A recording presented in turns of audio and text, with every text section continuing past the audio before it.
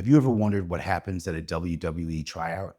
Well, I'll tell you all about mine. I'm David Otunga, the only Harvard-educated lawyer in the history of WWE and professional wrestling. So on July 2nd, 2008, I received my travel information from Holly Fisher at WWE for my tryout in Tampa, Florida. And I have the itinerary right here in my email. I told you, lawyers always keep receipts, but Monday, July 7th, 2008, from Chicago O'Hare to Tampa, Florida. So while I had been in the talent relations office, Mark Carano introduced me to the Brooklyn Brawler. This was awesome. Getting to meet Brawler was so cool because I'd seen him on TV growing up, and Brawler was super nice. And he liked me right off and just saw so much potential in me.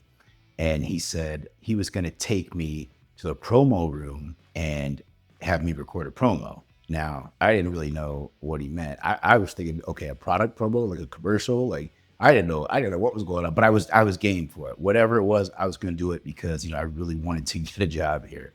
So I remember Brawler and I walking down the hall, and, I had like a vest on that was like sleeveless, and you could see my delts, my biceps.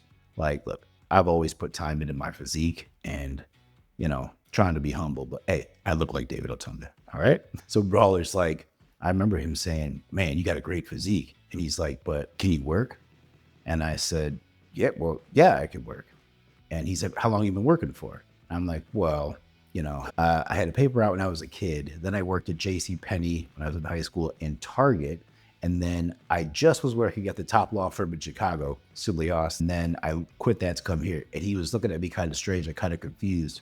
And he's like, no, I mean like work in the ring. And I'm like, no, I've never worked in a ring. And then I came to realize he meant working is the term for professional wrestling inside the business. I thought he was asking me, do I have any work experience? That was the first time that I understood, oh, there's a whole different language here. Terms don't mean the same thing that they do outside in regular civilian life. I also met Bruno this day, which was awesome too. The two of them, Bruno and Brawler, those guys are great, man. Shout out to you guys. Anyway, they were super cool, and I went in there and recorded a promo, and I remember Brawler just kind of giving me direction. And it was easy because I was able to improv, and I'm an actor, and he just wanted to see what I could do. And I remember him being really impressed with that. And he just kept telling me, he's like, oh man, this promo is amazing. He's like, I can't wait to show this to Johnny Ace. Also at the time, I didn't know necessarily Johnny Ace was John Lerner, but I then started putting that together pretty quick. But Brawler was putting me over and telling me how, and that's what he said. I'm going to put you over to Johnny Ace and put over, okay, you're going to hand me over to him. Now, come to realize, oh, you're going to tell him, you're going to shine me up. You're going to tell about how great my promo was, which it was, if I'm being honest. Well, according to Brawler said my promo was great. I made it up off the top of my head. I don't even remember what it was, but I just took his direction, and Brawler was really happy with it. So there was another guy there trying out at the same time I was, and we'll just call him Mark. Mark had 3 years of experience in wrestling training and the independent scene, I suppose. He was cool though. He was a nice guy, and we got along pretty good. But while I was learning the very basics of climbing into the ring, wiping your feet off first, hitting the ropes, learning to take my very first bumps, he was training with the other guys who had been there for a lot longer. It was going through drills with them, and I guess they were evaluating him based off of that. So something really cool happened during my second day there. I had just finished stretching, and Dr. Tom told me to hang out for a minute, and somebody came up behind me, and I heard a very familiar voice. He said, David, my name is Dusty Rhodes. I turned around. I couldn't believe it. The American Dream, Dusty Rhodes. This was awesome. This was my first time meeting him. I was super excited. I didn't know that he was going to be there. I wasn't even sure why he was there, but this was amazing. And I remember he said, I'm going to take you and we're going to go work on some promos. So again, I had just learned what a promo was from the Brooklyn Brawler. So we went into the back room where they had one ring that was set up for kind of like TV, like a TV studio in a way for the wrestlers to practice in. And I he asked me to get in the middle of the ring, and I did. But I also remember this. When I went back there to do this, another wrestler just came back there with us, and his name was Tyrone Evans, who people may know as Michael Tarver. And this was my first time meeting him. Well, actually, I'd met him the day before, but this was my first time getting to interact with him. So Michael Tarver came in to watch my promo session with Dusty Rhodes. And I remember I got in the middle of the ring. Dusty turned on the camera. And first he asked me just to introduce myself, which I did. And then he said, okay, I'm going to give you a topic and I want you to cut a promo on it. And kind of explained to me like what a promo was and what he wanted to see out of it. And I remember the word. First of all, like if I haven't mentioned this before, my memory is crazy. Like I remember things I probably shouldn't remember. I don't know why I remember them, but I remember them so well and in vivid detail. Like I can, like right now in my mind, I remember where I was standing. I remember what I was wearing. I remember what Dusty was wearing. I remember Tarver. He had a black shirt on, but I remember that Dusty was like in all blue. Anyway, I remember Dusty gave me the word green, and I went into this promo and about it was something about being antagonized, and then I was kind of the underdog, or I was underestimated, and then a green fire started building in me on the inside, and I somehow related it to the Incredible Hulk. And it actually was, it doesn't sound that great here, but it was really smooth at the time. And I remember Dusty was really impressed, especially because this is what he mentioned about it. He's like, I assumed that you were going to go with money, green, you associate that with money. And so he thought it was really cool that I went somewhere totally away from what he was thinking, but made like a really great promo on it for my first time and just doing it off the fly. And yeah, he said he was really happy with it. And then Tarver says to me, he was really happy with it.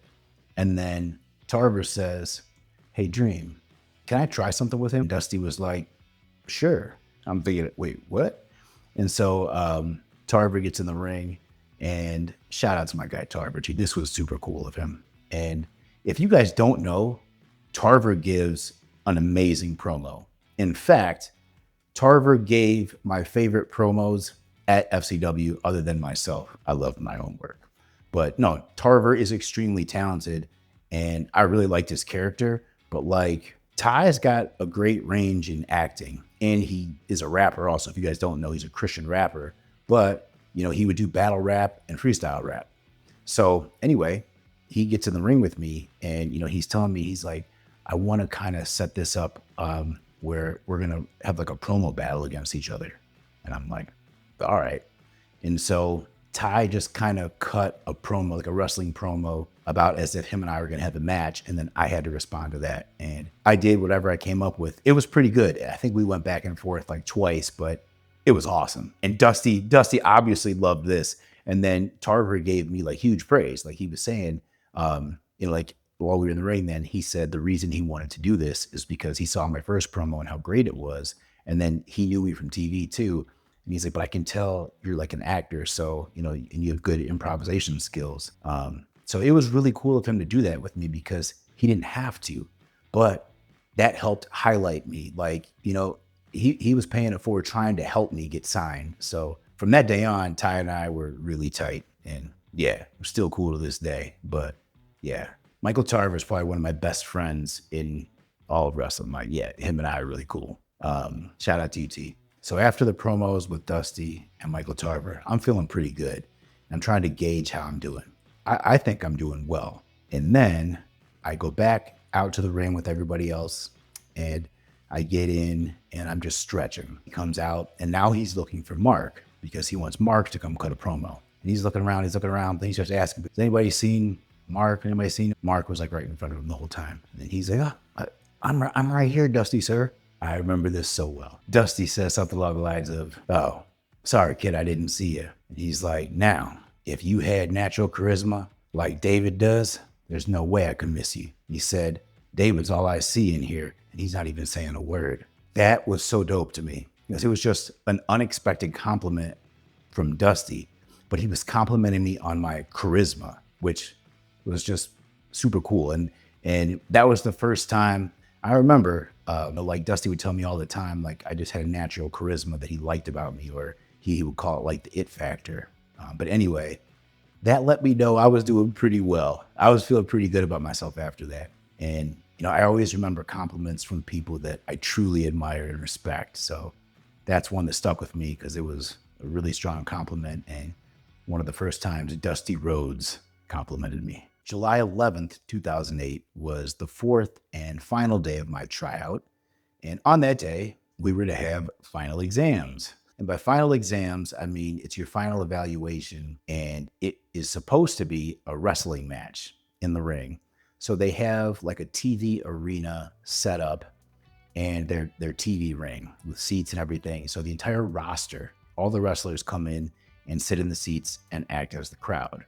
And you're supposed to put on a match in front of them and the coaches, and they evaluate it. Now, this was tough because I'd never wrestled before. While the other guy, Mark, who was trying out with me, he had 3 years of professional wrestling experience. I had 3 days of professional wrestling experience. I learned how to climb in and out of the ring. I learned how to hit the ropes. I learned how to take a bump and how to do a headlock takeover. So they obviously didn't expect me to put on a wrestling match. Not at all. Something really cool happened. So right before we went in there, one of the wrestlers came over. Again, this was the first guy I met, and his name was Charles the Hammer. And he asked me if I wanted to put on a match with him. And he explained to me that he could make me look really good and take me through a match. So I was like, okay. And he kind of was explaining it to me, and I was like, okay. He's like, just trust me. So I said, okay, cool. So I remember I'm sitting there and I'm kind of nervous, and I'm not expected to have a match, obviously, but I know that we're going to do one. So we watch Mark's match, who's the other guy trying out with me. I remember this so well. We have little entrances. So Mark gets an entrance and he comes out in his wrestling briefs and his boots. And I almost wanted to laugh. Like, I could not take it serious. Like, the guy he's a regular looking guy. He was in decent shape. He was slim, but to me, for whatever reason, it just looked like he was in Speedos or like his underwear. Like, it's kind of off-putting. Like, how like guys in WWE, like wrestlers, like you can wear trunks or legs, but the body is great where like it just fits. Whereas, if you're like in the locker room or something and some guy comes up to talk to you in Speedos or tighty white, I can't take you serious. That's just what it gave me. And I just was like, man, I can't believe nobody's laughing about it. Like, I almost laughed out loud. But anyway, held it together. He gets in. I remember this so well. He wrestled a guy named Trent Beretta. Trent Beretta, had been there for a while. And, he was pretty good at working with people. Mark has this match with Trent Beretta. And, he looks like he's doing really well. I'm like, man, this guy he's really good. And I remember at the end, Mark goes up and he climbs to the top turnbuckle, turns around and does a moonsault. I was like, oh, and he missed it, but it doesn't matter. Trent rolled out of the way, but he did this beautiful moonsault. I was like, oh my gosh. Like, did you guys see that? Like, this dude is totally going to get signed. Like, he did a moonsault? Man, like, I was like, oh man. I thought that was it. Like, I was super impressed just seeing that up close. Come to find out later, I guess like the coaches weren't that happy with this match, and I would come to understand why. It was loaded with too many high spots, to be honest. Just too much action that was meaningless, and the psychology was off. But me with only having 3 days of experience, I didn't know anything about that, and I just thought the moonsault looked cool. And because he could do that, I thought they were clearly gonna sign him. I would come to find out that like everybody on the roster could do a moonsault like that. So anyway, shout out to Mark. Hey man, I thought you did great. They did not end up signing him, unfortunately, although he did get another chance down the road. So after Mark's match was done, Charles goes and asks Dr. Tom if we can get in and have a match. And Dr. Tom's like, okay. He asked me if I was cool with it. I'm like, yeah. He's like, all right, sure. So this was completely unexpected. And so Charles and I get in, and he takes me through a match. And we had a lockup. We did a little bit of chain wrestling. Charles put some heat on me. He made me the baby face. And then he taught me how to run like a tiny little comeback. I ended up putting him in a headlock takeover a couple times. And then I ended up sneaking a schoolboy on him and got the 1, 2, 3. And I remember there was a standing ovation. And this felt awesome. But I had gained the respect of everybody there. And it wasn't like I had a 5-star match, but it was the fact that I had a match on only 3 days of training. And they knew it. All these guys knew it because they were there and saw me walk through the doors just 3 days ago. And then they put me on the spot. Sure enough, Dusty asked me to not cut a promo, but just to give a heartfelt speech, shoot, not work, not in a character. So I just thanked everybody for the opportunity and talked about, growing up and knowing that this is what I wanted to do, but, having to take another route. And I was so happy that I was here and just getting this opportunity. And then again, everybody was really cool. And I remember the guys coming up to me afterwards, just, shaking my hand, thanking me, telling me how they related to my story. And I remember Michael Tarver walked me out of the building that day, out of FCW. And, we were just talking. He dapped me up, told me that, he thought I had done great. And he said, I'm pretty sure I'll see you again. So I left, flew back to Chicago, and then the waiting game began. This was so hard because I wanted that contract so badly, and I didn't know when they were going to call or even if they were going to call. But it was July 23rd, 2008, which happens to be my mom's birthday. I was in New York City in a hotel in Times Square, and I got a phone call, picked up my phone, and it said Ty Bailey, and I froze. And I remember my girlfriend was like, you better answer that. So I picked it up, and I couldn't tell from his tone at the beginning one way or the other. But then he told me that he'd gotten glowing reviews from the coaches at FCW and that he wanted to offer me a WWE developmental contract. I remember I was so excited. I just thanked him so much. He told me that I needed to relocate to Tampa, Florida, asked me if I was fine with that. I remember telling him, yeah, man, I'm on my way to Florida. We hung up, and I remember I went out and we celebrated that night. Like, it was really cool. And just knowing that I was on my way to fulfilling my dream. But I also remember in that moment, I will always remember this moment. And in that moment, I also knew there's going to come a day where I'm telling my story and I'm talking about this moment. It's wild because I'm in that moment right now. But anyway, that's my WWE tryout.